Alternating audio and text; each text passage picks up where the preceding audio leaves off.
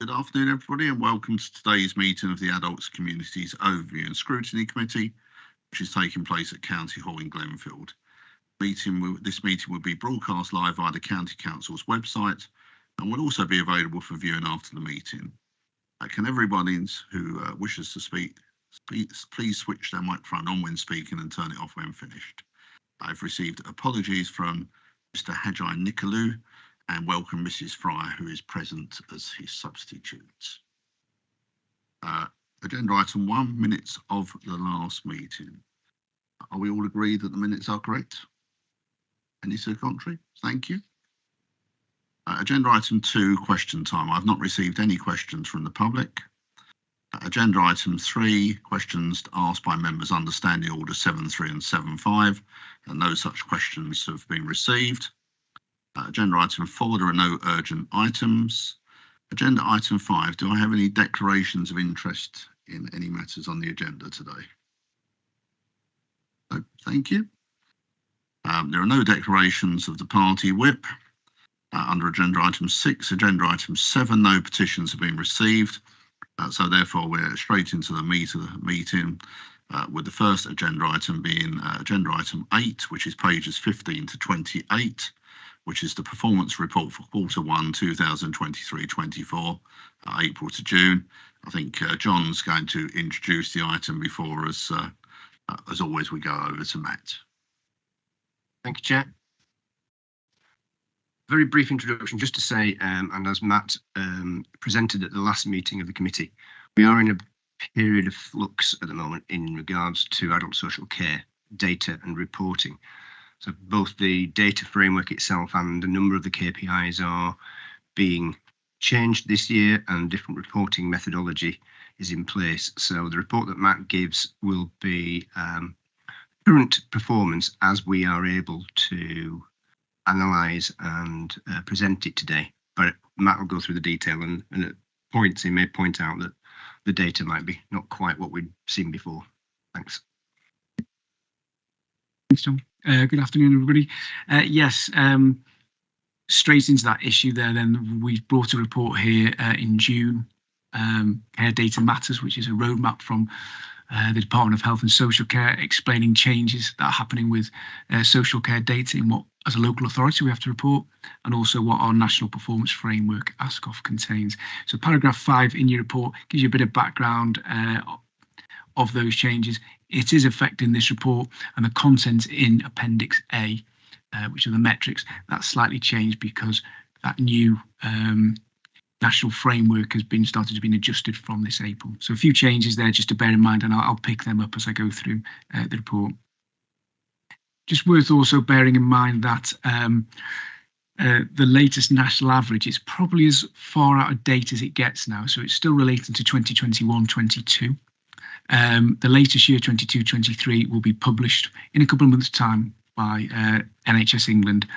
So we will update the report for next time you see it, and we'll bring a full kind of benchmarking report in January to cover that. So just worth noting that at the moment.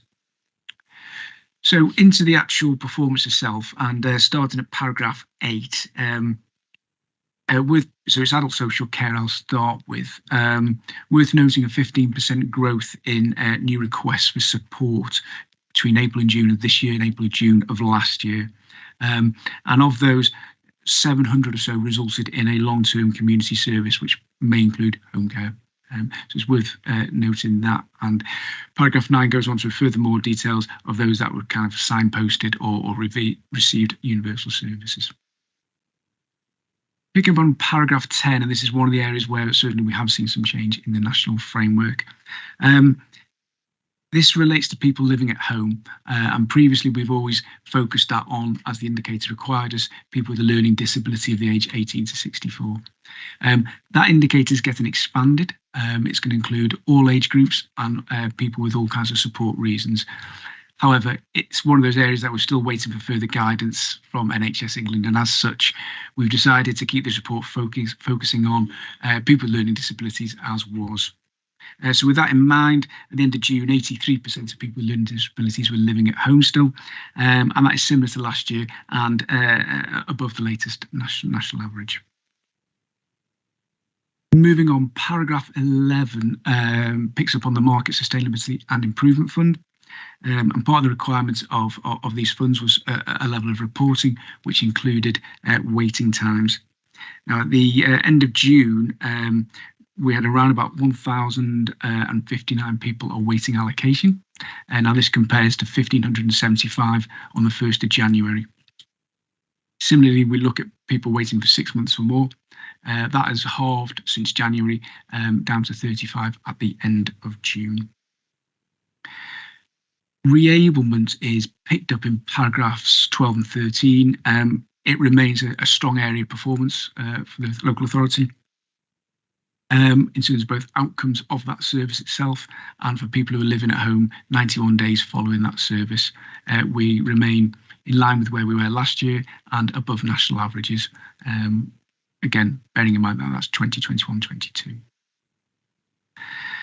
Admissions to permanent care homes, as outlined in paragraph 14. An increase perhaps still with the people aged 18 to 64. There were 17 admissions during April to June. That gives us a full year forecast of around about 66 for the year compared to 47 last year. Now, part of this will be ongoing work to undertake reviews of people in temporary placements and reclassify where needed. For people aged 65 and over, it's a slightly different picture. We've had 180 in the first 3 months of the year, and we're forecasting somewhere in the region of just over 700. So lower than last year's position. I think it's just worth noting the last sentence in that paragraph that forecasting of just 3 months data, we just have to take a bit of caution with that at this stage, that will change as the year goes on. Moving on to paragraph 15. This is again another change to the national framework, where Department of Health and Social Care have decided to kind of focus their interest in around people's ability to be choice and control. And to do this, they're going to continue to look at the direct payments indicator. It's been an area of strong performance again for the local authority. And at the end of the first quarter, 35% of people were in receipt of a direct payment. This continues to be above the national average of 27%. Paragraph 16 relates to the surveys we undertake. So we have 2 coming up this year. We have a survey of carers that's going to go out in October, and we have a survey of people receiving services, which will go out in February. The paragraph itself reflects on some summary findings from our last survey back in February of this year, and flags that people finding information, which has always been a challenging area for us. We saw some significant improvement of that in February of 2023, although we do bear in mind that it is still lower than the national average. Finally, on adult social care, well, sorry, I apologise, I've missed out safeguarding there. And in fact, safeguarding is an area where, again, we've seen a change to the national performance framework. They've actually introduced a new indicator, and where a risk has been identified as part of an inquiry, was that risk reduced or removed? Is the metric. It's brand new this year, so we don't have any kind of a feel for where we are in the country against this indicator yet. At the end of June, so for the period April to June, 94% of inquiries where a risk was identified, they were either reduced or removed. And this compares to around about 90% for the same period of last year. As said, we still await to find out how that stands compared to other authorities. So finally, for adult social care, paragraph 18 picks up on reviews of care plans where people have been receiving a service for 12 months or more. And the period April to June this year has seen further improvements in this indicator. We're up to 79.5% of people being reviewed in this timescales during that 3 months, and that compares to 70% during the comparable period of last year. So a 10 percentage point improvement over the course of that 12 months. National average of 55% is quoted in the paragraph. Again, bear in mind that that does relate to 21-22. So I'll move on to the communities and wellbeing side of the department. I'm picking up on paragraph 20. This relates to heritage sites. A decent performance again over the course of that first 3 months of the year. There were 40,000 physical visits to heritage sites during that 3-month period, and that is a 10% higher than the equivalent period of last year. And we've set milestones. So for the end of each month, we have a milestone which helps us gauge whether we're on track to meet the full year target. And again, at the moment, that is on track to meet that full year target for 23-24. Paragraphs 21 and 22 pick up the library service. And looking at that, we can see that, again, similar to Heritage, we've had a good improvement in our number of library visits during the course of the 3 months of this year, and an improvement on the previous year. Worth bearing in mind that it's still lower than what pre-COVID was. So we've seen improvement over the 3 years since that pandemic broke out, but we still fall short of where we were for sure prior to that. Decent amount of loans going out from libraries as picked up in paragraph 22, up by 13.5% from 2 million during the previous year. For the period to April to June, there were 558,000 loans in total, and that is above that kind of milestone I mentioned a moment ago. So we are on track for the full year. A mixed bag within it. Junior loans were 14,000 loans lower in the period of this year compared to last, whereas for e-loans we can see that they continue to increase year on year, and there's no difference in the first 3 months of this year. Paragraphs 23 to 25 pick up areas of the Creating Learning Service, volunteering, and Leicestershire's Adult Learning Services, both performing very well at the moment. For the Leicestershire Adult Learning Service, bear in mind that this is still part of their academic year that runs kind of September through to the end of July. So a figure there, end of June was 88%. We had a target of 86, so just above that at the moment, but it's not quite their final year position. So to conclude, paragraphs 26 through 31 kind of summarise some of the achievements of the first quarter, notably reablement outcomes, care home admissions of people aged 65 and over, and the number of visitors to both libraries and to our heritage sites. The level of new contacts, I should say, is noted in paragraph 29, and specifically the proportion that are going on to receive a form of community-based services from that contact. Work continues to be undertaken into looking into detail about why that may be as it is. And that's it, Chair. Thank you. Take any questions or comments. Thanks, Matt. Barry. Thank you, Chair. There's one thing I think as it keeps coming up, obviously when we're looking at the figures and we're saying that we haven't reached pre-COVID levels, etc. At what point are we going to start looking at this might be the new norm and you have to start setting new targets because people have just decided to do things differently and I'm going to go back to where we were? Yes, I can start that. Certainly the idea of taking it from a data perspective has been challenging. It's always trying to understand where we go year on year. Perhaps even in the first year after the pandemic, it was easier because we really were at closed doors and we're having to build back up from that. But you're right, there is this watch of how that data and how those trends are going. They are improving, but quite whether that's going to be the new norm is the challenge of us to kind of set the appropriate milestones and the appropriate targets for the year, really. We can come back to you. I mean, if we were to say we were looking at how many people work within the premises now compared to work from home, that's the direction it's going, and so you've got to start setting new targets at some stage. Otherwise we're going to be sitting here kicking ourselves for not reaching targets which we're never going to reach. I think it's a reasonable challenge to put, and certainly I was having a conversation with Fran, head of service for the heritage and library services, and her colleagues in the management team only last week around what sort of new performance information we should report, and how valuable it is to report the kind of the pre-COVID information. And it is a national issue in the sense that I was reading a report this morning which suggested that there are nationally just under 250,000 fewer people accessing adult education than pre-COVID.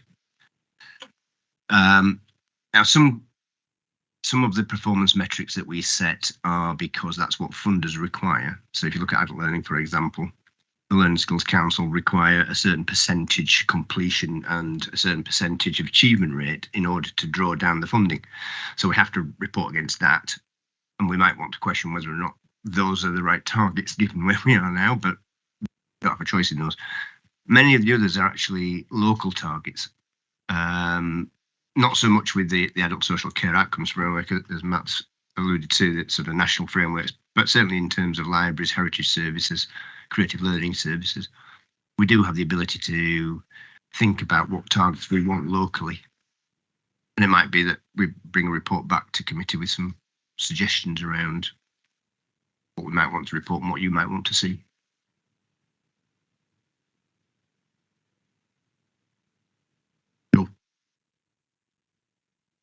I just wanted to draw on paragraph 11 and the waiting for social care assessment, which is positive in respect that it's gone down by 500 in that report, but that still leaves there 1,059 people waiting. And if we follow the trend, it'll take forever to catch up because people will be joining. And the funding was only for 1 year for the market sustainability.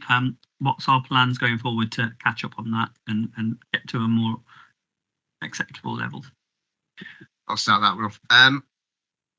So a couple of things. I think it is very encouraging that we've had a 30% reduction in 6 months. And I would expect to see a continued reduction. I don't think it is necessarily a case where we'll never catch up. Certainly, if we've had a 30% reduction in 6 months, we've got a direction of travel and a trajectory that would suggest that we will get to a position which is perhaps more sustainable. There will never be a position where we have nobody waiting. That's the first thing to say. So in a county the size of Leicestershire, there will always be people who are referred into the service and are waiting for an assessment to be completed. The question is, how long should that assessment take? That's determined by the needs of the individual, largely, and the complexity of need that's presented. And that's why the Care Act doesn't give a target. So there's absolutely nothing in the Care Act that says you must complete an assessment within X number of days. Locally, we have decided to judge ourselves on a 28-day target. So can we complete most of our assessments within 28 days? That's what we're aiming to achieve. That should be possible for the majority of sort of, I suppose, standard assessments, for want of a better word. It won't be possible for people who've got very complex needs. It won't be possible where we're waiting for reports from health colleagues or police colleagues or others, where we're waiting for information from others. We get, well, we'll have the figures, but we're doing, 100 and 150 assessments a week. So, if we've got a 4-week turnover, that's going to mean that we're going to have maybe, a few hundred on the go all of the time. So I think the position that we're in now is a good position. We might see a further reduction over the course of the next year. The Market Sustainability Fund, first tranche of the Market Sustainability Fund is recurrent. The second tranche isn't at the moment, or hasn't been publicised as being recurrent. But we are hopeful that we can get down to what we think is a reasonable figure. And again, it comes back to the point that was raised earlier. We might need to come back to committee with what we think is a reasonable figure. Yeah, just to say, yeah, actually, I agree with you there, because if the internal target is 28 days, 4 weeks, and we're hitting the majority of that, or case are on the go, then I, as a committee member, are happy with that, because that's the processes, and that's what we aim to achieve. It'll be interesting to know how many we aren't hitting, and maybe that's what needs to be reported back to say, actually, we have 1,059 waiting, but of those, X amount are within the 4 weeks, so but X amount aren't, and these are the ones we're prioritising, or are complex needs, or whatever it may be. And that gives us a bit more of an understanding of where the department's at in respect to this. Thank you.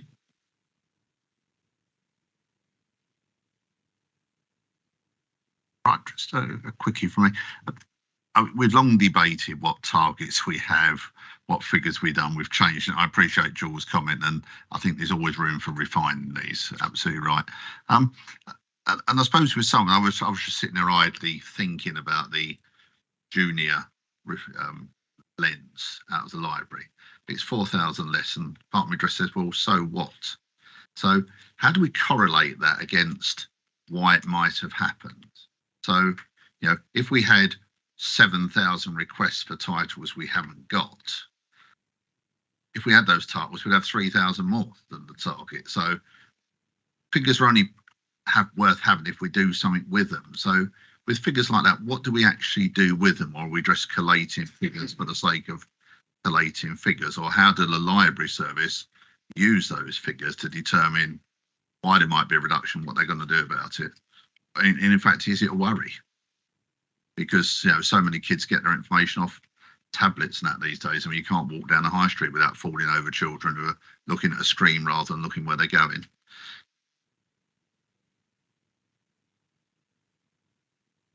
Are we wanting an answer to that one, Chair? Not the bit about the kids falling over, No, but about what we're doing with the numbers. Fran might want to comment in terms of the figures, and feel free to come up and comment, Fran. I mean, I think some of these things are within our gift, and some of them are not. And you're absolutely right. We should be using the data. The reason we collect the data is so that we can then take decisions based on the data. But I'll give you an example. We've had a fairly wet summer. That might mean that the summer reading challenge went very well in terms of libraries, because people will be looking for somewhere where they can go that's dry and warm, and on the other hand, and we have no control of that, so that could mean an extra 1,000 loans, for example. But Fran, do you want to? Just to say, we internally have our own performance clinic. We work with BI colleagues, so we regularly review those statistics and we look at that against our programme of activities to try and shape. One of the things that we've had in the library service for, I think we're now into year 3, we've had something called the Libraries Roadmap, where we've identified priority audiences. One of those has been children. I can't tell you an answer to why that specific drop. I could come back to you. So we do look, and it does really help us in terms of how we target our work and our activity. But I think to John's point as well, there is always a situation where something that's outside of our control. I think the point that everyone seems to be making here is actually the figure on its own doesn't tell you whether that's significant, whether that 4,000 is a significant drop or not. So that's maybe something we can work with Matt's team to improve. I think all the time I've been sharing this, I think there's always been the thrust of the questions about, what lies behind it, if there's something significant or crucial, and perhaps it may be that the report needs to concentrate more on that aspect than just the raw data about why it is. And I was thinking about this because I got dragged off to a library by some of my many grandchildren a couple of weeks ago, and of course they can take out where they live 7 books at a time. But the question I would ask is, do those books, I mean, you can take out 7 books, but if no one's reading them, it doesn't really matter, does it? So do we actually do any work on, are those books actually read, or checking that the children are reading what they're putting out? Are they just getting loans because their parents drag them down there because they think they should be borrowing books? But it's an imponderable, so I should leave that one on the table and not expect an answer. Thank you for that. We're now moving on to agenda. Oh, thanks for joining us, Fran. Forgot to say. We're now moving on to agenda item 9, which is the Leicestershire and Rutland Safeguarding Adults Board Annual Report, pages 29 to 62. I'm delighted that the independent chair of the board, Shona Douglas, has found the time to join us again, and welcome, Shona. I hope it won't be the last time we see you.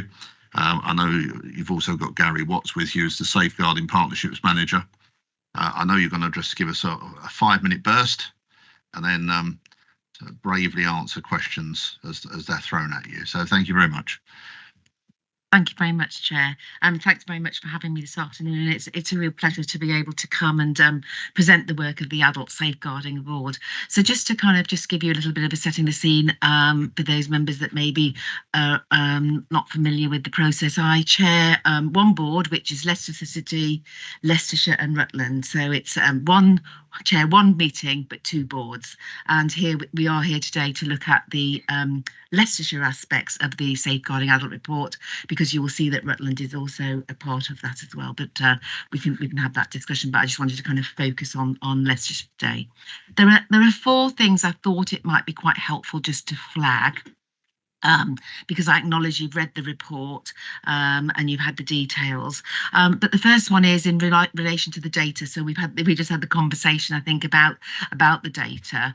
But just to note that the safeguarding adult concerns, which are probably referrals, people who ring in and report an incident that they've seen, which is probably adult safeguarding, has more or less been the same in 2021, 22 and 22, 23. And I guess there's something that's quite interesting about that, given that it was COVID. So I think that, you know, the state of the kind of referrals, the concerns, and fairly stable. The number of inquiries, which if we term it in lay terms is investigations, where somebody goes out, social worker goes out and looks into the concern and decides whether or not there is a safeguarding issue where somebody needs protection, or whether there's some other aspect that needs to happen. And sometimes that might be that they require a Care Act assessment as part of that process, or they may need information and advice, or it may be when we're looking in it in a more detailed way that across the partnership, health and social care colleagues and police, etc., have decided actually there's more information, it isn't a safeguarding after all. But that number has reduced. So there is, you know, one could assume that people are working in terms of looking at concerns and making decisions about transferring them to an investigation with that information. And we monitor that in the social care world, and we have many debates about that at the Safeguarding Board, and obviously that's something that the Safeguarding Board is very interested in across the piece. And we're interested in that in terms of partnerships around other partners on the board and their influence and their kind of work that they do within their organisations about raising the profile of safeguarding and working within that partnership role. The types of abuse that have occurred, which is still high, which is acts of omission and neglect, and then physical abuse, which you'll see on page 5. And that's more or less in line with the national picture. And the kind of category of neglect and acts of omission is very broad, and it covers a range of issues from care homes where there's missed medication or falls or serious issues where there have been failures, to people living in the community who are self-neglecting. So there's a really broad spectrum of categories of abuse in that. The second point I wanted to flag was the 2 audits that we've done as part of the business plan this year. So each year we have a strategic plan, which is overall over a 3-year period, and we choose each year in terms of topical issues that have come up and within that business strategy plan, what we're going to focus on in that particular year. And last year it was care homes and cuckooing, and there's a description of cuckooing on page 18, and particularly because we were as a board hearing about many instances, and certainly the police were very engaged in a number of situations where people were moving into people's houses and more or less taking over their lives, and more or less taking over their tenancies and kind of abusing them in that way. And certainly that's been an increasing issue, and certainly in the audit work in Leicestershire, which was interesting, there were more than in Leicester City of people in that category, and certainly the board is wanting further work done, and the police are working with the board around doing some of that.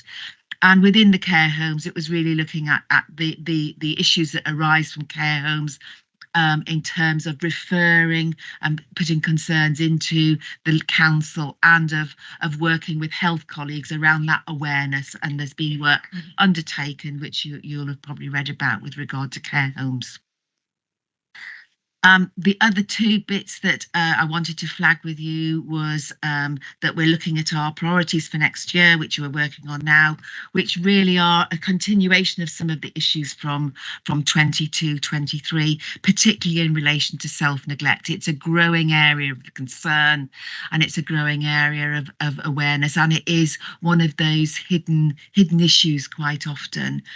Particularly around domestic abuse, and traditionally domestic abuse is usually seen as intimate partners. Actually, we know that domestic abuse covers a range of wider family members and networks in terms of the way that families and communities sometimes operate. So it's a really important issue. And Mental Capacity Act assessment. Mental capacity is becoming an increasing issue. We heard from our colleague that has explained to you about the numbers of people in long-term care, needing long-term care and support. It's an indication of the growing population. So Care Act assessments and protecting people and ensuring they're safeguarded is really important. And the final point within that group is around domestic abuse, that we, as a board, have commissioned some work from Durham University, which is primarily looking at older people and domestic abuse. And the initial findings of that are showing that there's a tremendous amount of work that we need to do nationally as well as locally around the understanding of domestic abuse in older people. Because there's an assumption that sometimes it is recorded as something else. A couple living with dementia, husband's very frustrated with the wife, and people say, well, it happened beforehand, it's happened all the time. Actually, the fact that one of the partners is increasing health issues and the abuse is increasing needs to be recognised. It doesn't get recognised in the same way as it has as an acceptance. So we're really excited about that research because it's quite innovative and creative, and it does put us on the map in terms of really trying to lead the way around older people and domestic abuse. So I think I'll stop there and allow any questions. Thank you very much, Shona. Bill. Thank you. Yes, on page 31, 16, there's a certain amount of money not used up yet. Who decides what's going to happen to that money and when? Want me to take that, Chair? Yeah. Sorry, I haven't got the same papers as you, but I'm assuming that we're talking about the finance aspect of the board. Yes, yeah. Safeguarding Partnership Reserve understands £168,895. There's an agreed methodology of sharing the funds if not required. So the issue is that this is most unusual because during COVID there was no learning and development opportunities taking place, and so that money has been accrued during the COVID period, and it is for the board to make a decision about whether or not we share that money back to the partners, or whether that money is invested in order to upskill, to look at engagement with service users, how that's actually used, or the decision of the board that we may choose that because we've got those reserves not to place an inflationary cost, but it is for the partners in the board to decide how that money is used and disseminated and agreed. But we do have quite a lot of work to do, I think, on engagement with residents, and therefore it would be a good opportunity as we're looking forward to do that investment, but it would be the partners who will have that discussion and debate. Okay, and when's that likely to happen? Well, that happens annually, and we'll be looking at this year at the business plan about what that money is used, because a significant amount of it may be allocated, and it may be a decision at the end of the year, at the end of this year, about whether or not we retain the money or whether it's spent. Yeah. Does your year same as our year, or is your Yeah. year different to our year? No, it works within the business year, yes. Okay. But it is good to have a healthy balance, because it enables this board to do, the safeguarding board to do a lot of work and investment in the community work that we wish to do. Harry. Thank you, Chair. A couple of questions. I'll do the first one. Looking at page 37, page 5 of your report, Thank the you. safeguarding data. Yeah. When you look at the Leicestershire side and you look at the completed inquiries, etc., the figures between last year, this year, pretty similar. But when you go to page 7 of your report, page 39 of ours, and you look at Rutland, there's some real jumps in physical abuse. It was 19% has gone down to 4%. At the same time, financial and material abuse has gone from 0 up to 13%. What's happening in Rutland that isn't happening in Leicestershire? So I guess the issue is that Rutland have very small numbers, And so the percentages look very skewed compared, because you're not comparing apples and apples. You're comparing a county council to a very small unitary. So in terms of the percentage, it does look very stark. But the issue is it's hard to kind of equate it unless we had an equation that balanced it out. One of the techie people will probably do that, but that's the reason why. And Rutland doesn't have the numbers of abuse in the same way, safeguarding issues in the same way that Leicestershire has. So that's the reason. Okay, thank you. I understand that now. And then on the second one, going to page 43 of ours, page 11 of yours. Yeah, thank you. With this first paragraph, over the last few years, the SAB has identified an underrepresentation of people from non-white backgrounds as subject to SARS. It struck me as a strange way to report that, because to say something that's negative and you're worried that there's an underrepresentation of people, it's a bit like saying that the car accidents there's underrepresentation of children being knocked over. So it wouldn't be the way. So it's more underreported rather than underrepresentation. Now, at the same time, the inverse of that means that there's an overrepresentation of people on white backgrounds. So are we saying that one community is much better in the way that they look after their relatives, etc., than others? Or are we saying that there's an underrepresentation? And if we think there's an underrepresentation, what evidence do we have to show that that's the case? Just trying to get my head around. Yeah, so thank you for pointing that out. That's really, really helpful, and we can certainly adjust that to be read in a way that's it's more understanding. Yes, I mean the issue is that there is underrepresentation within Leicestershire around the black minority ethnic communities, and the issues around that are for a board to kind of explore: are we targeting correctly? Are we getting information that's correct to those communities? Is there an understanding and safeguarding within those communities?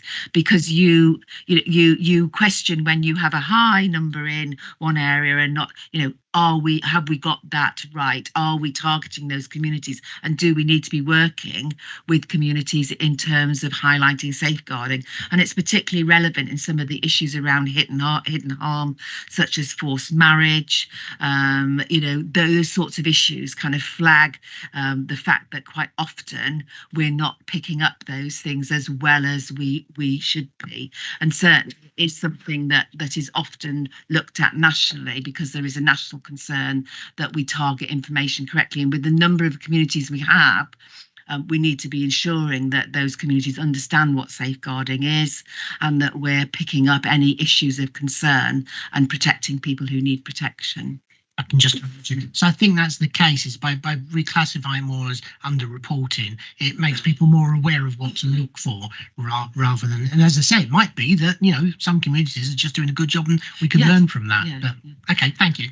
The other issue, Councillor, is that quite often you find that when you sort of start and do campaigns or you do awareness raising, is the referrals increase. So you get more concerns coming in. But in some ways, it's a bit of a double exit. I have these debates quite often.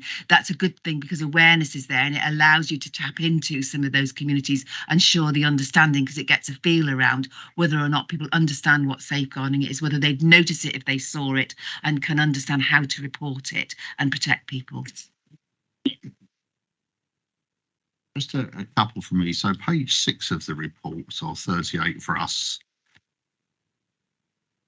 you've got it says making safeguarding personal at the top, and there's a grid of figures, and there's the little bit below it with pictures of sort of people, and it says, this is where I'm slightly confused, it says individuals involved in section 42 safeguarding inquiries 2021-22 621, 2022-23 457. Then it says number of concluded section 42 694 and 494 appropriately, which is some 90, 100 more than has actually been reported in those years. So does that mean there was 100 left over from 2020 2021? And if so, these figures become fairly meaningless, because we're not seeing what figures reported in that year are dealt with in that year and what are still outstanding. It is a bit of an issue around data. So not necessarily would all of those cases be brought over from the previous year, but certainly yes, some would. there are less cases less situations moving into an inquiry, so there's a reduction in those numbers, but also there may be a variety of reasons why that happens. Sometimes when there are occasions where there may be a care home investigation where there are a large number of situations that have been investigated, it may skew that more highly. And I think we heard from a colleague some of the dilemmas around some of the data is that the data sets we have in the safeguarding adults, they don't all necessarily match up and equate like for like. And I guess that what we're trying to do is get an understanding and a dashboard across the partnership, including police and health, to try and get more of an understanding to be able to dig in that. So it's not necessarily crisply clear year on year. Some may be moved over from last year, some may not be. I think I'm sort of with you, but if we've cleared up a large amount more than we reported in the previous 2 years, there must have been a huge hangover, unless, as you say, the numbers aren't comparable. But there's nothing here that tells me how many inquiries are still outstanding. John's going to answer. Yeah, I'll so to be fair, this is our data. This is anything else. So we're in it together. I think yes. So there are, as you pointed out, more Section 42 inquiries completed than started within the period, and there is certainly an issue with the length of time it's taken to complete some of those inquiries. So they are going over the end of years and into the next years. And this was something that's picked up by Dr. Tozer when we get onto the further report on assurance further down the agenda. One of the recommendations that Dr. Tozer made was that we should address the number of safeguarding inquiries that take over 6 months, because in her view, we have more than we should. We've also identified a potential issue with the way that we apply thresholds. And Sean will pick me up for saying the word thresholds. No. Sorry. But so it would appear that in some instances where we are receiving alerts and applying a threshold as to whether or not that alert meets the criteria before we then progress to an inquiry, whereas other authorities, as I understand it, would take the inquiry and then apply the threshold as part of the assessment. So rather than assessing risk, so, an alert comes in, we convert it into an inquiry, Section 42 inquiry, we then do an assessment of risk. What we're doing in Leicestershire, I think, is that we're determining that it doesn't meet the criteria before we do the assessment. And therefore our conversion rates are substantially lower than other authorities. And that, I think, also has an impact in terms of starts and ends, if that makes sense. We'll bring a report back. But if you look at... I'll have to be honest, John, no. Yeah, if you look at the conversion rates, you'll see that we've got a conversion rate of 14% in 21-22 and 11% in 22-23. That is very low. It is very low. Nationally, that is low. And it's because we're not converting enough alerts into inquiries before then making a decision about... So we should be doing more inquiries than we are, in effect.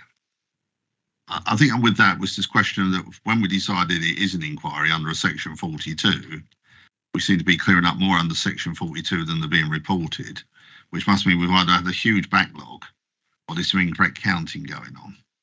I think it's the backlog issue. And if it is more than 6 months, some of those must have been outstanding for goodness knows how. Over 6 months. Yeah. So they go the end of 1 year into the next year. Even if you took 6 months statistically, that's a massive percentage. Because we've got 100 over reported on the previous one. About 10%. Yeah, so it's about 10%. Anyway, we shall look forward to some more information with interest. Coming back to the second question was obviously looking at the makeup of the board. Yes. I know in my early days on this committee, there was an issue with attendance from some of the bodies.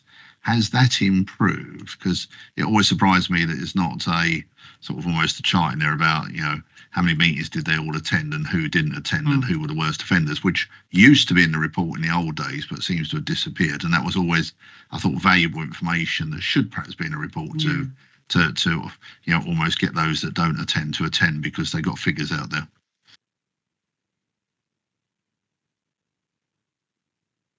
Sorry. Apologies. We can certainly include that in the report. That's absolutely acceptable, and I think that's a fair point to bring to our attention. The attendance at the board is good. The seniority of the attendance is good. That's more of the issue. For me, it's more of the issue of the level of seniority that's in attendance rather than people turning up, because people who attend the board need to be able to make decisions within their organisations, and this board is very good with senior partners and their attendance in the time that I've been chair since the beginning of this year. It's excellent. We need to put you in charge of the NHS if you can get people to make decisions to attend. That would be brilliant. Are there any further questions? In which case, could I just say thank you very much for coming and showing it. We found it extremely useful. We always value the report, and I think you can tell that members have read it and look at it. So if I could thank both of you for being here, we're extremely grateful and look forward to seeing you in the future.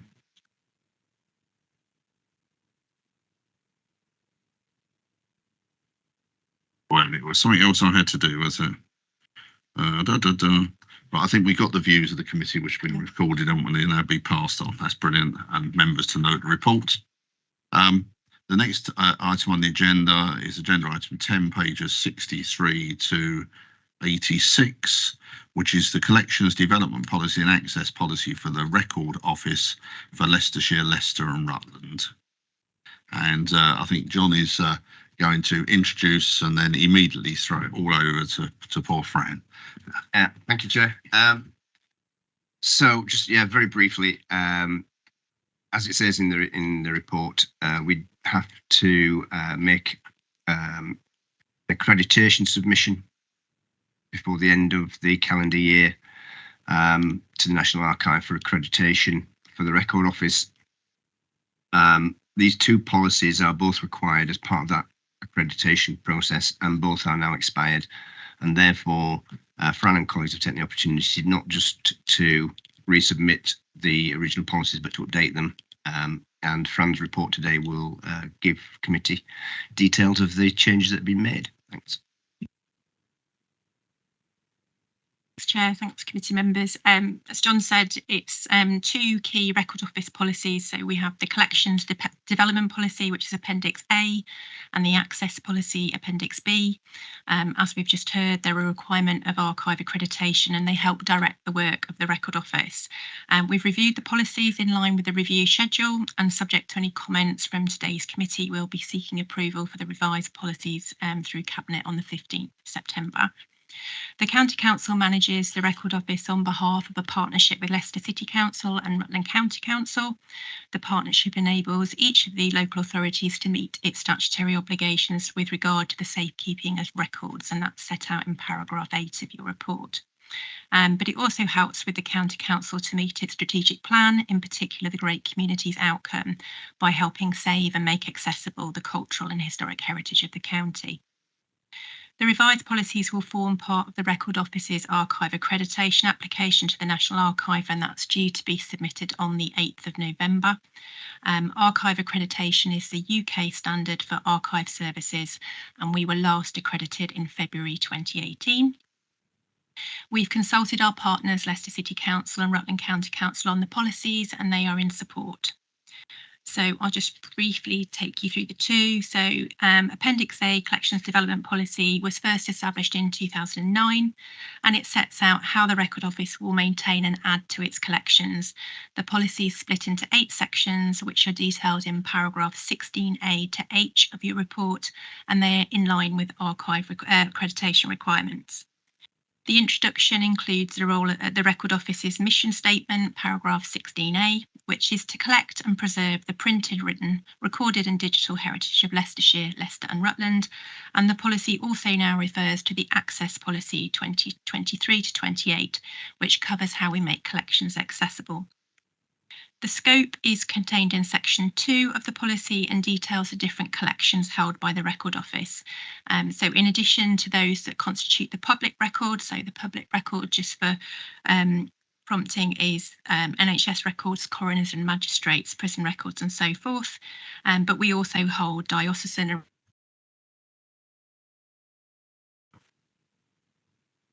estates, family and business records, local authority records and personal archives. And in addition, we also have local studies collections, so things like newspapers and periodicals and maps. Section 4 of the policy gives a definition of terms, covering terms like loans, donations, bequests, purchases, transfer, targeted or commission collecting. So they're the different ways that items can come into the Record Office.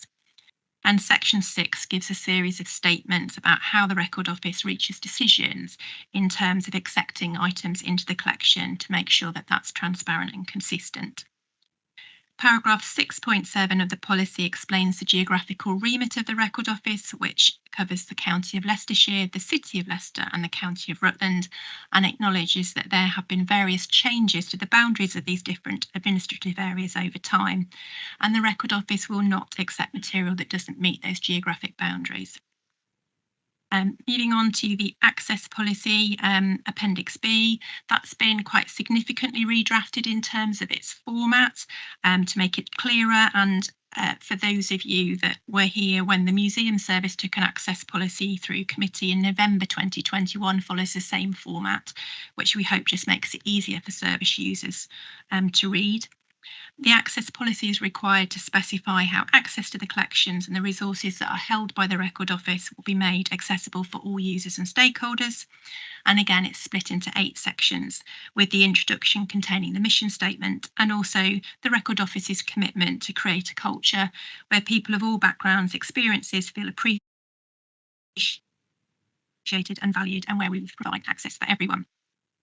The scope of the policy set out in section 2 uncovers not only the Record Office building and collections itself, but also any activity that we might deliver in terms of outreach and engagement programmes that might take place outside of those buildings.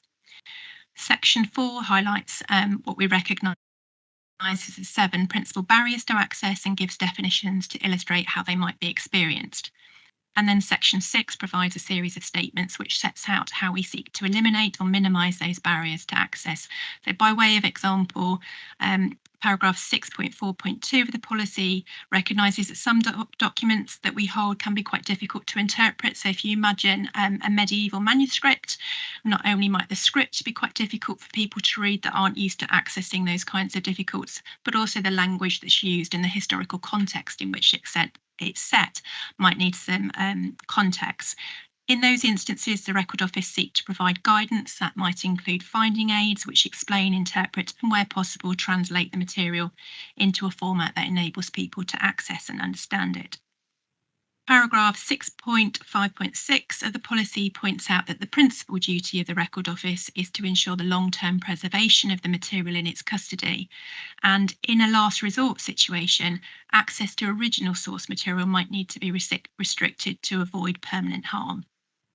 Paragraph 6.9 confirms that the Record Office is committed to maximising access and upholding the requirements of the Quality Act, and then paragraph 6.10 to 6.16 set out how we will seek to achieve that.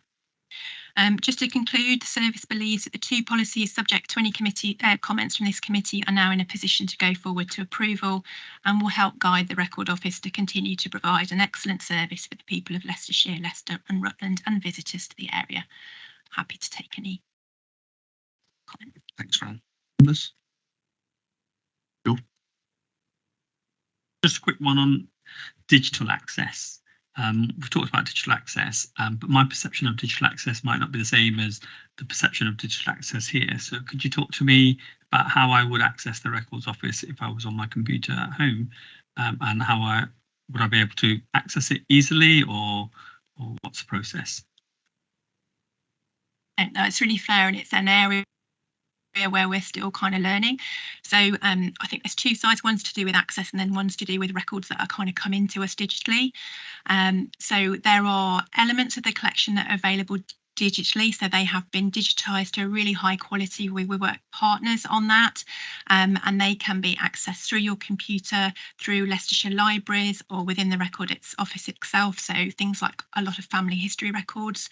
You can also access them through a subscription to an organisation like Find My Past, but that's got a pay barrier attached to it. But if you go through a library, it's free.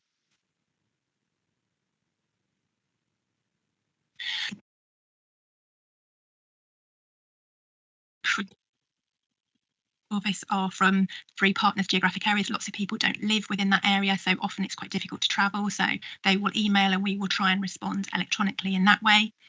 And then the other area, which is slightly different to your question, so I apologise if it's not what you want to know, is that we're getting an increasing number of records that come in that are digital in their format. The challenge with that is, how do we ensure that those records are still accessible in 50, 100 years' time, as people are familiar kind of formats of digital change, and we don't have the resource to constantly update the formats. So we're looking at how we tackle that. Some of the way we do as a background is to have a hard copy of that, and some is looking at working within this, the sector to see how we do that constant upgrading of digital formats. Okay. Harry? Thank you, Chair. I'm looking at the development policy. Paragraph 6.3, so Record Office undertakes to keep all deposited materials safely, securely, etc., subject to its policies, conservation, etc. I know that when I had the visit there was an area we walked through which wasn't climate controlled. I know the building stuff to the rafters with materials, and we were told at the time there's stuff here that we're storing not in the correct way, but this is all we've got to store it in, which is a very good reason for why we want to move things to the East Wing, East Annex. But obviously we've got a policy going out here where I know we're not really maintaining that, because I've seen for myself. So how do we join the dots on that one? And I guess overall, where are we with the East Annex thing for all this stuff to?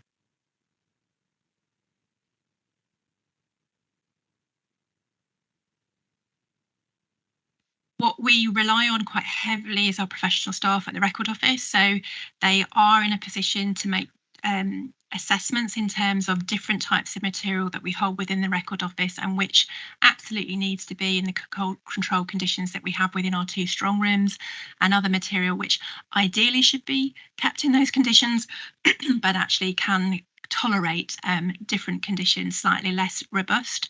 A lot of the stuff that we have in the public search rooms doesn't require the same level of condition, and often they're surrogate copies, or it's microfiche microfilm, so can tolerate that. And we obviously use other sort of methods in terms of ensuring that we're using archival boxes and archival tissue paper to add that added protection. Clearly, ideally, everything when it wasn't in use would be in those conditions. In terms of the wider question, and there's work underway with offices in terms of looking at those solutions towards a future storage solution, and my expectation is there should be some papers coming back through the process. I don't have a timescale at the moment, but I know that's being worked on actively at the moment, and we're hoping that will come through quite quickly. Just come back, because I think the worry is that obviously we've got a policy here in front of us is to last for the next 5 years.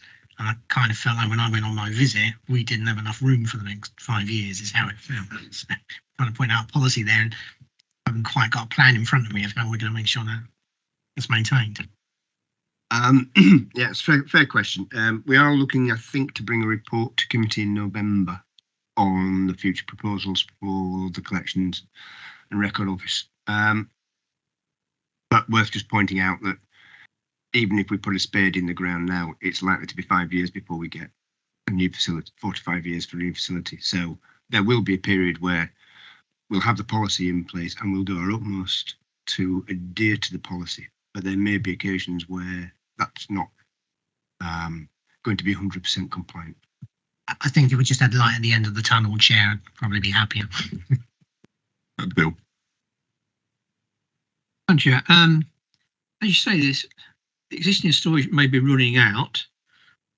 If the new facility is not available by that time, what's going to happen with the archives that are coming in that need somewhere to store?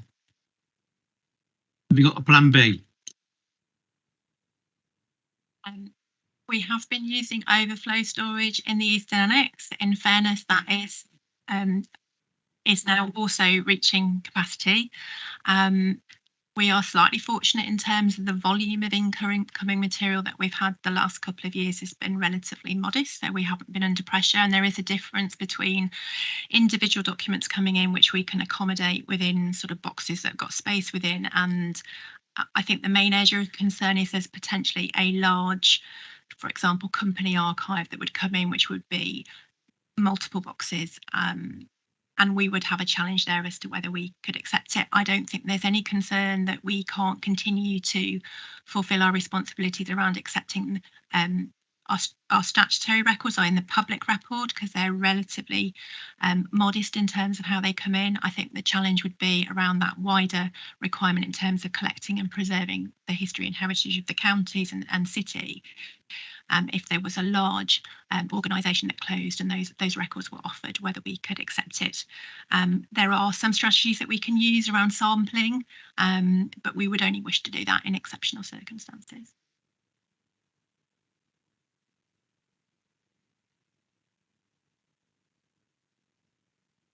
Hilary first, then Barry. Thank you very much, and thank you very much for the report. I haven't sat on this committee except for subbing for some years, but I can remember when I first joined the council some years ago, we went on a tour of the collections, both here and in Barrow, and we were talking then of the lack of room, lack of proper conditions, and it was hoped that things would come on. I'm sure you are all frustrated that you're still in the same position, I feel almost, as you were 5 or 6 years ago. Now, the records and heritage things that are kept, is it all for Leicestershire?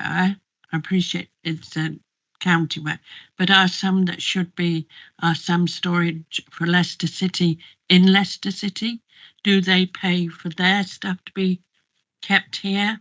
Do they assist in getting some of their stuff? Because I appreciate there's a cross pattern. If I was coming to look at things in Leicestershire, Leicester and Rutland, I probably would. But I'm sure there are some that are very central to Leicester City or Rutland.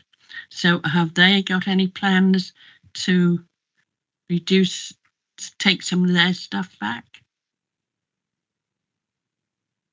That's fine. I mean, there's a difference. So the Records Office itself, so the Archive Service, is a partnership provision. So the County Council manages it, and our two partners make an annual revenue contribution towards the costs of running the Record Office. So the strong rooms hold material from all three partners, and that feels appropriate.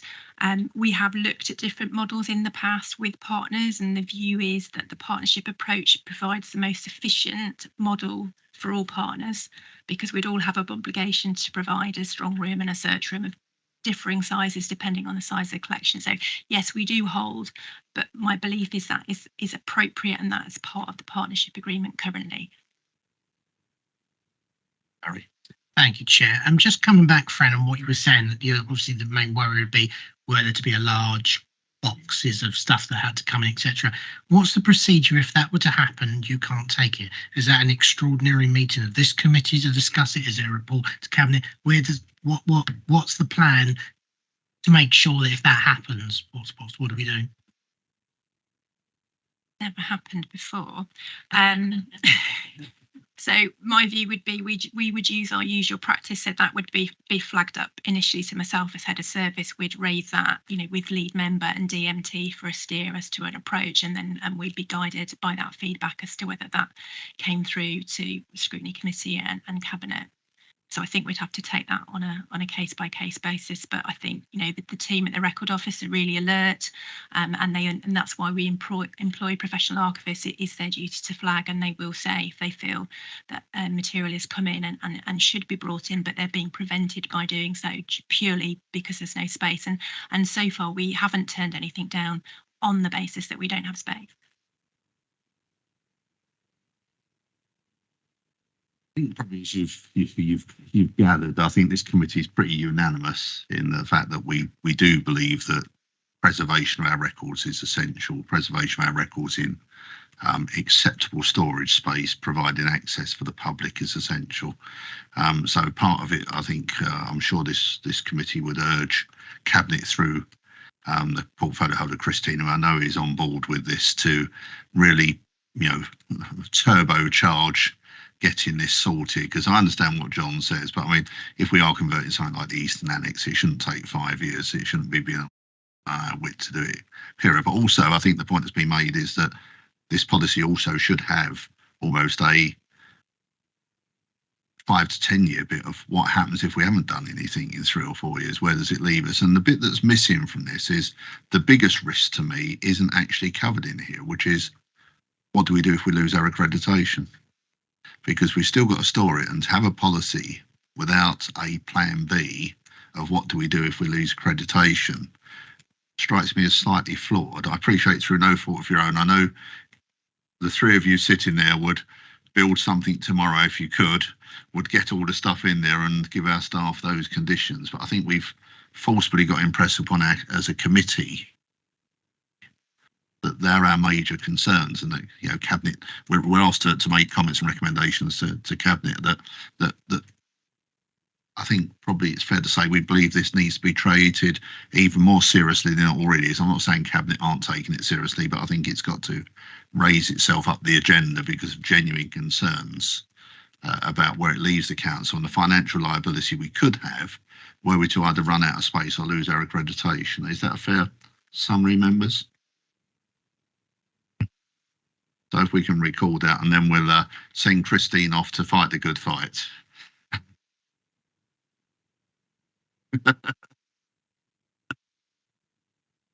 And any final comments before we move on? No, thank you for that. So we're now on to agenda item 11, which is the annual adult social care. Oh, sorry, I forgot to say thanks to Fran, who's just fled the room. Please pass on my, oh no, she's seen me, she's waved. Is the annual adult social care complaints and compliments report 2022-23, pages 87 to page 110. Are you introducing John, or shall I just go straight on to Simon? And always, as these things are, in the very capable hands of Simon Parsons. I think we've all read it, Simon, so really addressed any flag, any highlights, and obviously we've seen the quarterly ones since they come through anyway. Thank you, Chair. So just really the highlights. Just to start, this covers all of social care complaints reports, so not the wider adults and community to things, just to state that. So headline kind of findings from the report. The report presents a fairly stable picture in terms of volumes of complaints, so actually a very slight reduction to previous year, which is good to see, and bucks the wider trend across the picture of complaints in general, which are seeing increases in most other areas. This one a very slight reduction there. Again, set that against the overall numbers of residents in receipt of long-term support, represents a very small picture that need to go on to make formal complaints at around 2% sort of territory. I'm also pleased to see during the year the level of fault found that reduced a lot. Really behind that is a reduction in complaints that was solely about delay, if I'm honest. So that's a much more narrow and kind of more binary sort of area of finding a fault, less nuanced and specifically in the area of charging, which the report shows saw reductions this year. That's really the main factor there. Fair bit of ombudsman activity during the year, so that was significantly up in terms of their investigations that they started and indeed published decisions on through the year. It follows there was an increase in the number of decisions where there was a finding of fault, so up to 9, but actually proportionately of the number they looked at, that was less. Full details in the of those cases are in the appended report. Really, there was the majority of those were found fault had fairly low level kind of remedy payments associated, and it's worth pointing out that 4 of the 9 were actually around provider failure rather than the county council. As always, as the commissioning body, we're accountable for that, but the fault was firmly around issues with quality of care in providers and things. So just a timely reminder that we're kind of responsible for all of that. One that was issued as a public report during the year, which had a much more significant financial redress payment attached, which again was probably the biggest one of where there was kind of more long-term fault in that. It's also good to see that responsiveness is up very slightly. So again, that's always important, timeliness of responding to complaints. And this year marks the first occasion we've been able to report on what we call the kind of review stage around, and that was really put in a couple of years back to really increase our security that when complaints were escalating to the ombudsman, that they were doing so, and they had received a very robust response. That's probably helping to drive down those levels of ombudsman activity where they're overturning our decisions. So first year that we've been able to put data around the volume, so about 20% are requesting kind of that senior manager review, typically at head of service level, which just helps us make sure those are accurate there. In terms of what the complaints are about, the fairly broad category around assessment and sort of care planning is by far the broadest category, so it's no surprise that's where the volume is. There isn't really a standout theme under that. It's really less about quality of decision making and disputing that. It's more around communication delay, getting to that point where typically some of those ones feature where people are on wait lists moving between different stages of the process, between different teams and things like that. So that's probably the area that comes through most there. Compliments, we record them. They dropped significantly this year, it's worth saying. As I say, we had a challenge we had a conversation around that in John's senior leadership team around why that is. There's a couple of actions to take away around at various points around whether that genuinely is a reduction or whether we've just slipped in terms of those getting passed through to our team. Too early to kind of say. It feels that there's probably some unrecorded compliments going on there, but nonetheless, there were some good stories coming through around the work of the department there. I think that's the main points from the report, Chair, but very happy to take any questions on the detail. Barry. Thank you, Chair. When it comes to the learning from complaints, and obviously we've looked over, there were 61 complaints where fault was found and we've reviewed, etc. And that's great. You go over each one, you check where we are. How do you also year on year check we're not repeating, or same people aren't repeating same mistakes, that kind of thing? So I think it's really around. So what I try and do, and is look at those. Are we improving? So all of those repeat themes. They would. So we track these quarterly around. Are we making a difference? Are we seeing the same things? There's an opportunity. I meet with John and his team every quarter, and I'd be feeding that in around. This area is still getting worse, or it's getting better, or it's still not improving. So the last 2 years is probably the best example where we were significantly seeing year-on-year charging issues, and that was probably the main conversation that I would have in those quarterly sessions around us doing more in there, and lots of work went into kind of trying to improve that. Still some challenges in timescales, but much better in terms of information provision, clarity of information, clarity of invoices, that kind of thing is definitely seeing some action. So it's really down to I guess having that regular feed in, which I do to the department to really raise that. So I would be on the lookout for some of those areas and just feed that through in that session. Thank you, Chair. Just one question on the table, the adult social care complaints recorded. I can see it's obviously dropped this year to last year. One bit of information we haven't got there is actually how many adults are receiving social care. So it might be we've only got 204 complaints compared to 210 last year, but we might have 10,000 people less we're looking after. So in actual fact, percentage-wise, it might have gone up. If you see where I mean on the thingy. Thank you.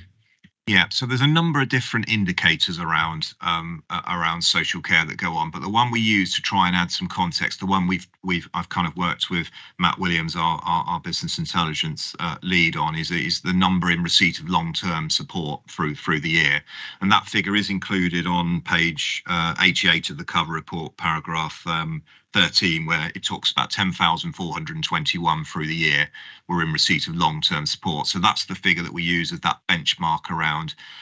So roughly 2% have a need to complain from that sort of figure. That's the one that we felt was probably the most accurately depicted for the sake of a kind of giving that kind of feel around how we're doing in terms of that number going up or down, and obviously we track that through each year, that change in that area.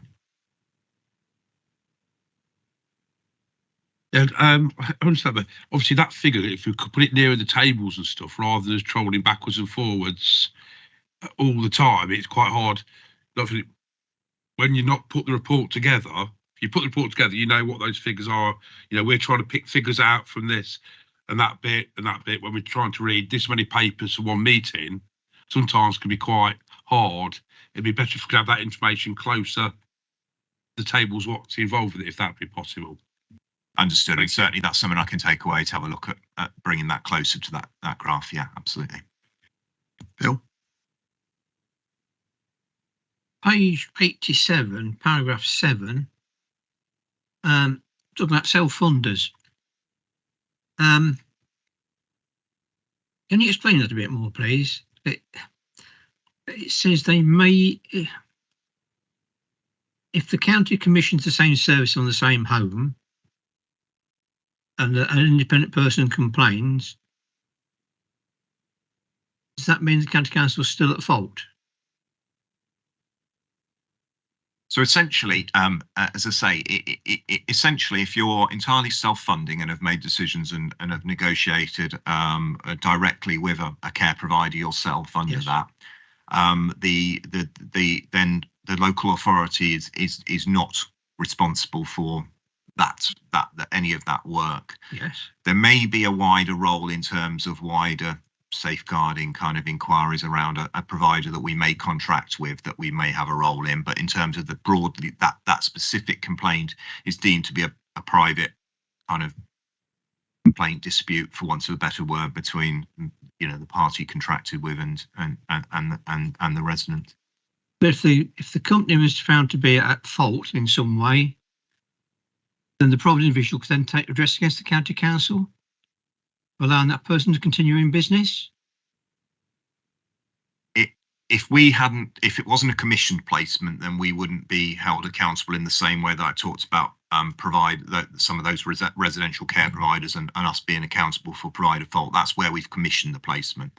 If it's a self-funded direct arrangement between themselves, then the council wouldn't be held at fault for that specific fault. As I say, the only area there might be touch on is if we do contract also with that provider, then again that would be shared with our quality and compliance team to make sure they were aware of looking at some of those systemic issues and to feed into their monitoring visits. But in terms of where that accountability would lie, it wouldn't. On those ones, it wouldn't be with the council. Yeah, the only point I'm trying to make sure is that private individuals, the only redress they've got is through the CQC. But if the counties commission that service from that provider and the CQC don't go in for a period of time, which is quite common, where does the private individual go?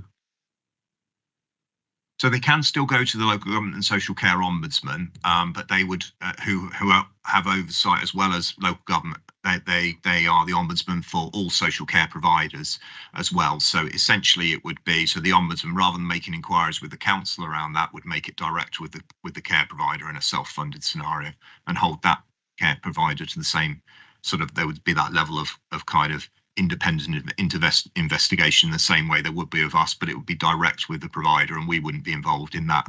Okay. In that. So yes, they do still have access to the local government and social care ombudsman for that free resource.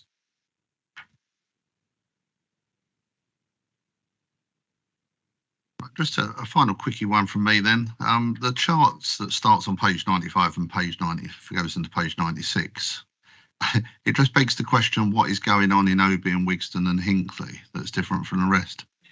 So are those people uniquely better at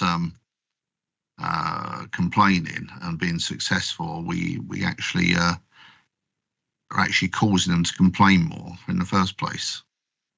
I mean, it just stands out, and I don't know what work's being done to work out why it's geographically different. Is it because we've got different teams looking after it? Is it a different way, but is it a different ethos? Or because I think this has come up this way before, so I don't think this is a one-off that this has happened in those areas vis-a-vis the others. So if we look statistically back at previous years, because it would indicate to me we have a problem in those two areas that we need to resolve.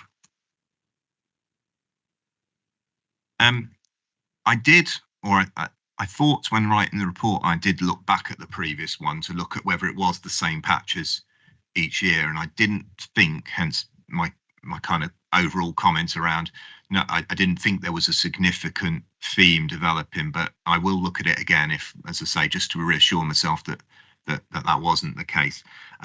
It can be quite difficult to get under the skin of that in terms of what's going on there, and it could be any number of those things. It could just be it could be dynamics of different managers and their success at dealing with complaints or otherwise, or indeed their teams before it even gets to a manager level. It could be about resourcing levels. So there could be lots of dynamics under that, which might be difficult to get to the bottom of.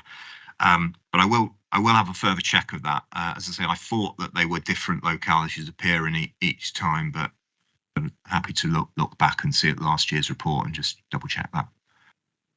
If you please let us know if you find anything interesting, we'd be grateful. Mm-hmm. But I think any further questions? I think we're all comfortable with that.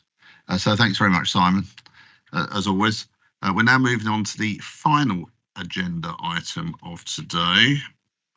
I can find the right place on my sheet, which is the assurance of adult social care, pages 111 to 132, which is with John. Thank you, Chair. So I'll quickly go through some of the key points in the report, and joined by Christine, who might be able to answer any questions that members have. So the report has two aspects to it. The first is to detail the outcome of a piece of work that was completed in August of this year, which was a sort of a pre-CQC assurance visit that was undertaken by Dr. Carol Tozer on behalf of the council. And Dr. Tozer has probably assessed about a fifth of all the councils in the country over the course of the last year or so. So her analysis is really valuable to us.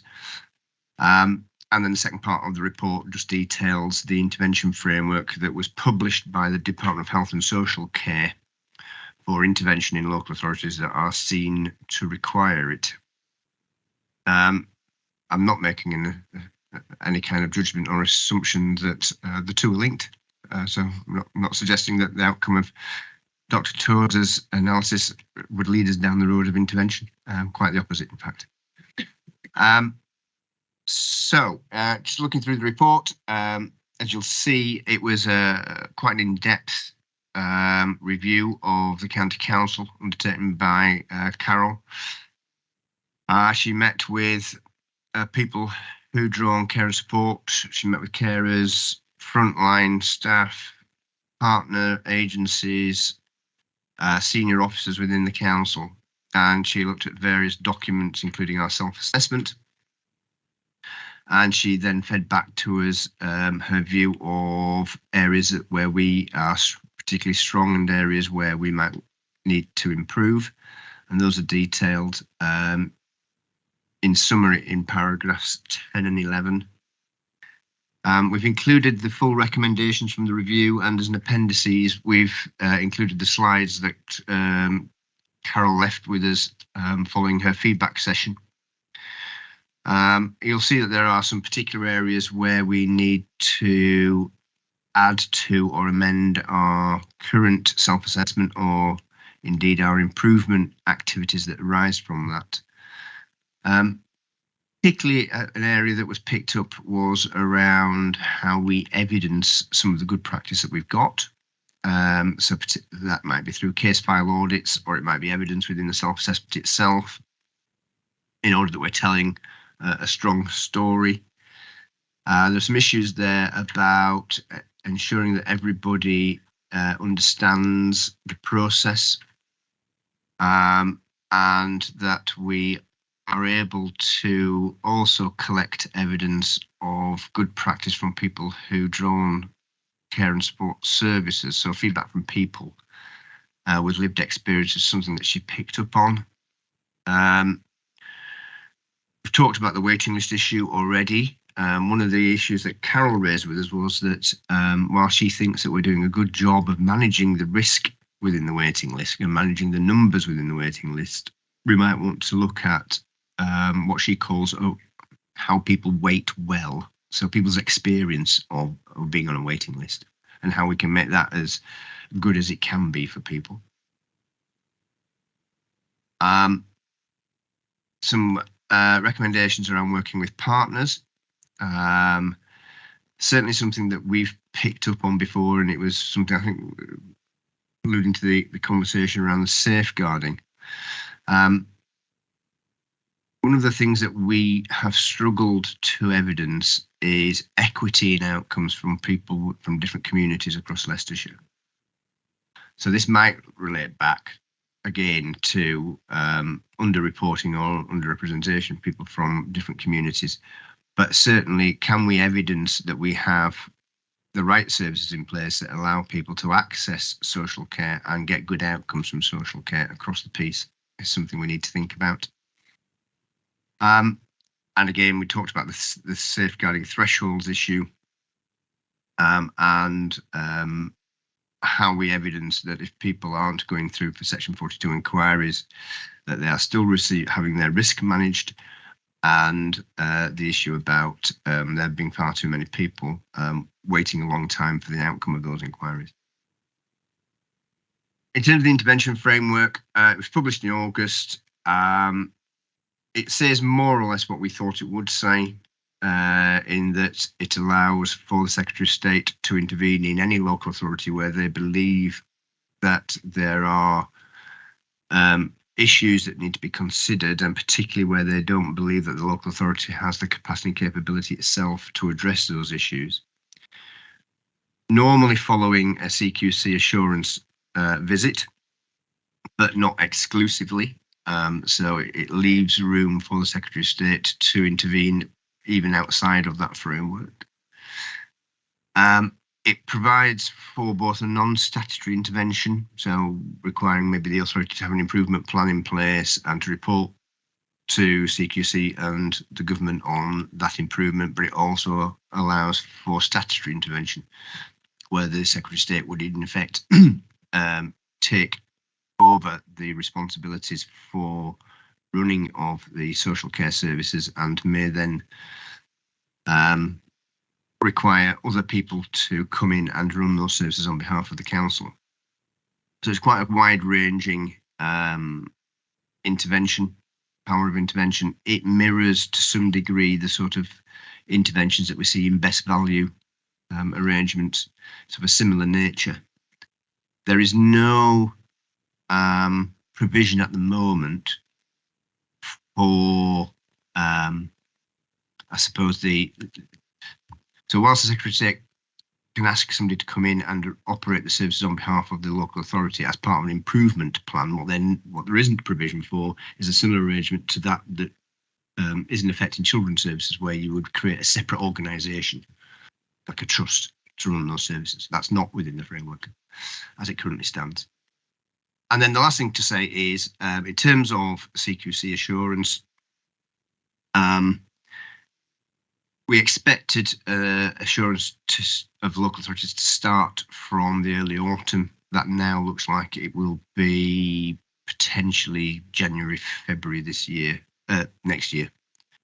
So the CQC are somewhat delayed in terms of starting to formally assess councils. There are 5 councils going through pilot assessments. 3 of those are complete, 2 of them are in progress.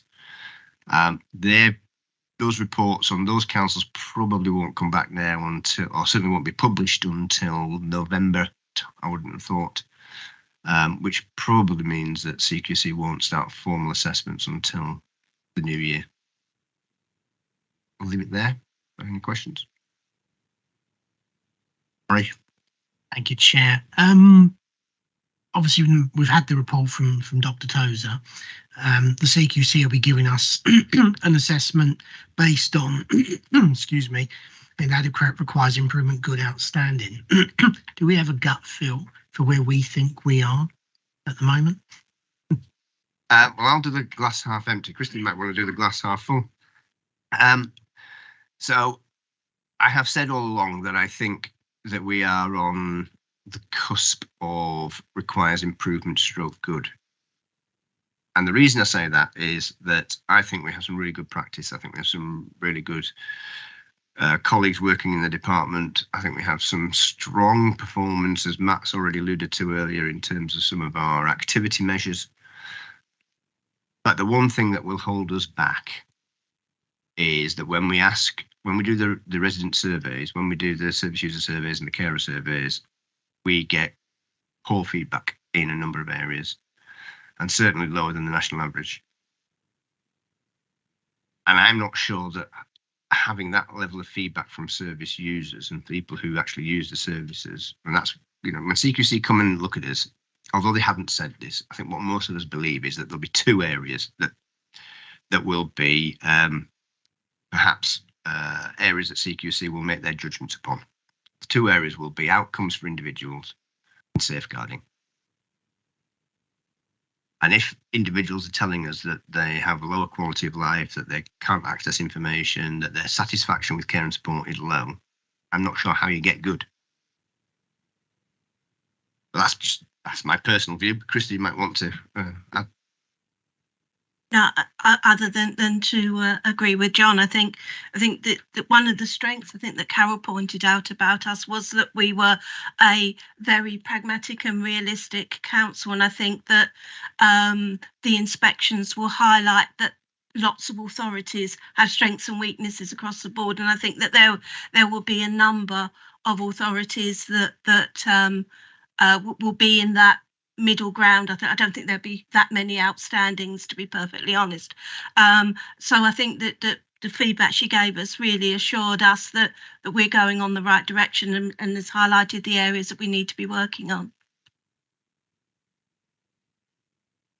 Bill? Thank you, Chair. These days of the modern age is all computers and websites and things. Not being up to date myself, of course, but information on the website must be up to date and accurate, and at the present time it's not. So what are we doing about that? How are we going to get over that problem of correct information being there on time, changing as things change, keeping it up to date? How often is going to be looked at? Who's going to look at it? It's somebody's responsibility to actually make sure it's up to date. That's really the crux of the matter, isn't it? Somebody keeping it up to date.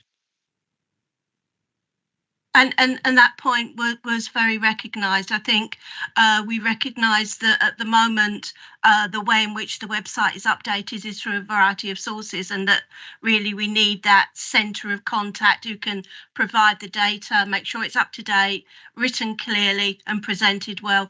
And we're currently looking at the potential of recruiting a part-time post to lead on that.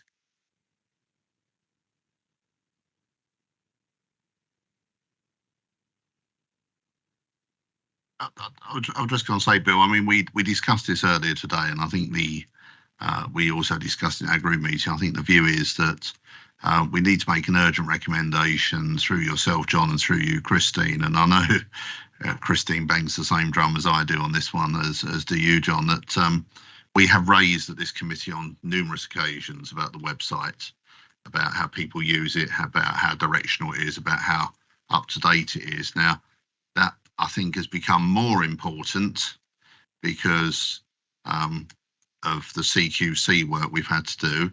I mean, don't get me wrong, it's highlighting something this committee has brought up several times, but I think it's even more. So I think we would want, if the committee are minded, to make a recommendation to the portfolio and to the head of service that discussions take place about how the county can put in place a system that can prioritise activities and actions across the website to ensure that those areas which are of most concern get prioritised. I suspect what happens is nobody does these things deliberately. You know, the people have got a list of 300 tasks. Ours might come number 20, 154, etc. What we probably need is our task to be number 5, 6, and 7, because the importance to the council overall. I think some sort of, and I think this is something you alluded to, some sort of editorial board or something of that nature, John. So could we make an urgent recommendation to the senior officers here and the cabinet that we believe is something, because it would be totally unfair, I think, for all the good work we do in adult and social care, for our staff to get marked down substantially on some of those points which are beyond their control. And I think it's also the wider issue, which we talked about long before, is that the reason a lot of our residents aren't happy is that we don't spend the money on the nice things that other councils can afford to. As Dr. Tozer quite rightly put in the first paragraph of her report, if you're spending £90 a person less than most other councils because we don't get given the money, and I think that thing has got to be continued to be highlighted, particularly when the CQC do inspect us, because the starting point is different. We're never going to be the same with a different funding model. That's really no fault of our own. But are members happy that we make that recommendation about prioritising how we get the things we need to do on the website through in a quicker, more timely fashion to meet the needs of this department? That's not saying we've got to be at the top of other people got urgent items, but there's got to be a better mechanism than we suspect is in place at the moment. Members happy with that? Thank you. Any further questions? Right, in which case then, that's the final item of the day. Could I thank Christine for coming along? Could I thank John, as always, for coming, and could also thank Christine and Ted as well. We've got 2 Christines. Could also thank Christine and Ted for giving us their time, as always. The date of the next meeting is the 6th of November 2023. There were no urgent items to come forward, so I'm more than happy to declare the meeting closed and thank everybody for their attendance, and to thank anyone who may have taken the time, trouble and effort to listen in from home. So thank you.